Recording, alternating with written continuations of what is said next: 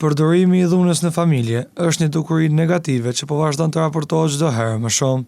Dhuna nuk është vetëm fizike, por edhe verbale, që shpesh çojnë në manifestime të rrezikshme si nga viktima ashtu edhe nga përdoruesi i dhunës. Për hapat ligjor që duhet ndjek viktima e dhunës në familje, ka treguar avokatja Jetlira Avdiaj.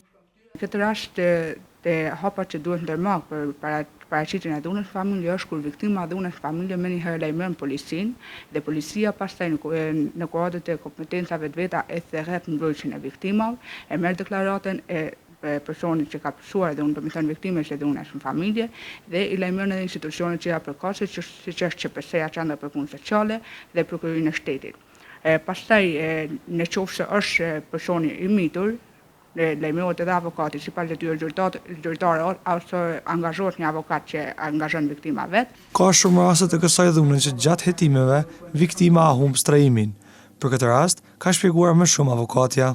Këto janë pak a shumë hapa që duhen ndërmarrë, ndërkaq për personat të cilët janë që nuk kanë ku të shtrëhohen, nuk kanë ku të shkojnë pas lajmërimit të kësaj dukurie, janë edhe shtrëhimorët, Gjakova ka shtrëhimorën e vet dhe institucionet menjëherë i përcjellin këta viktimat e dhunës në familje në shtrëhimore derisa të sigurohet një shtrëhim më i sigurt për viktimën e dhunës në familje.